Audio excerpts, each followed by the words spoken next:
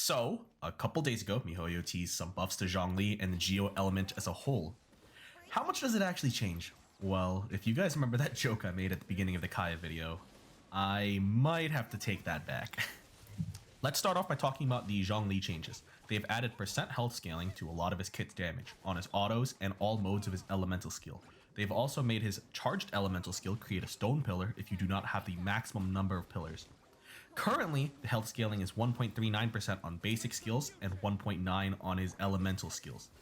I do think that this is a great change, at least on his elemental skill. However, I am a little worried about the health scaling on his basic skills. Before we keep going, I do want to say beforehand, even though I talked about how this could be way too strong, this is a PvE game, so it matters a lot less. However, I'm the type of person who does not want one character to do everything to the point where they can essentially trivialize content by themselves. The only reason why I say this is because no matter how I see how this is broken down, the numbers are going to have to change.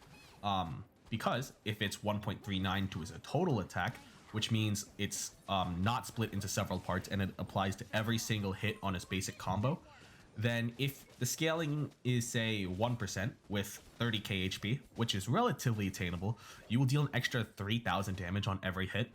Like, have you seen his basic combo?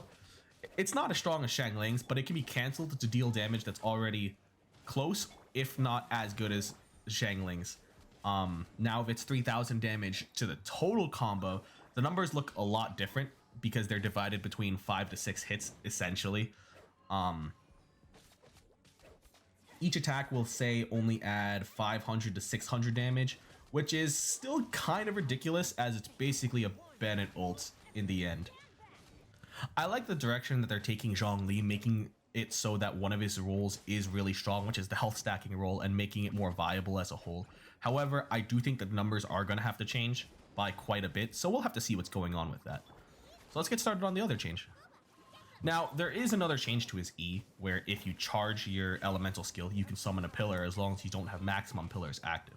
It's a great change that smooths him out to be a better support and adds some extra damage by having resonance out. Even though the damage currently is small, they're adding the percent health to also his resonance and his charge E damage. So it's not that much of a problem.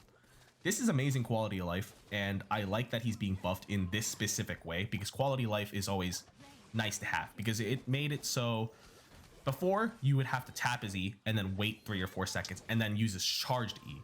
So now even if you have C1 Zhongli, you can tap his E and then still charge his E to get both your pillars out.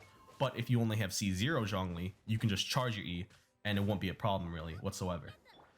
I do like that he's being buffed. I'm a little worried about how healthy the current iteration of numbers is, but we'll just have to see when he gets to 1.3, right? Alrighty then, let's talk about the Geo changes.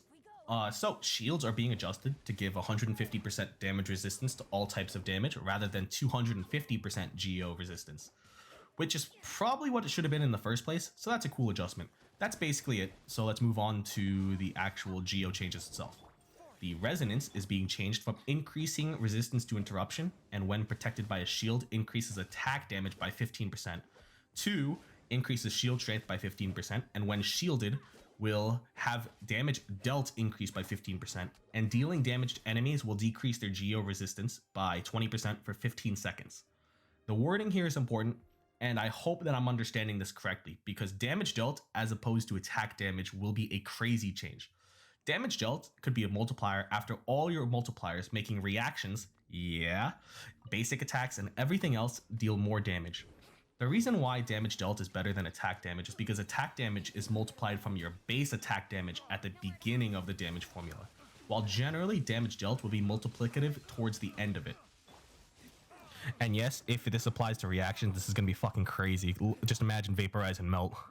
With this change specifically, I see that it can open up for more team compositions, not even just Geo compositions, because if it increases all damage dealt, you could say focus on a singular reaction with 2 shield supports, like say Zhongli or Noelle, and get a singular reaction, say Vaporize, with Diluc and Xingqiu for example, and since the damage dealt will apply to Vaporize, hopefully, this could be a hilariously strong combo. Because you're going to be doing more damage dealt, which means Vaporize is going to do more damage, and since Vaporize is also based on the damage that triggers the actual reaction, it could be a hilariously strong opportunity. The other one that I think could be really strong is a physical damage carry composition. And the way I'm going to see this is with Zhongli and Noelle again to provide shields, and Razor with, say, Diona, Kaya, whoever you want to proc your superconductor reaction. And the way this will work is you're going to run Retracing Bolide, which increases your shield strength, but it also gives your attacks and charged attacks 40% more damage when you're protected by a shield, which with the Geo Resonance and with the shield itself, you're going to get a huge damage increase. The second half of this buff is that it decreases Geo resistance, which is a really cool change as it allows more Geo DPSs to shine. Hello Albedo, Noelle, and Neighbor. Anyways, I really like this change as it opens up the idea for more team compositions and the possibilities of double Geo to be more threatening and worthwhile to run, while also buffing the support capabilities of Geo Element as a whole. Okay, so that's the end of the video. If you guys want to talk with me about anything Genshin related, you guys can catch me on stream, which is when this video is up, either on YouTube or at twitch.tv/YunagiYume. If you guys thought this video was helpful, useful, just like, comment, subscribe, you know, the whole YouTube shill. Otherwise, thanks guys. I'll probably see you on Wednesday to talk about Albedo first impressions.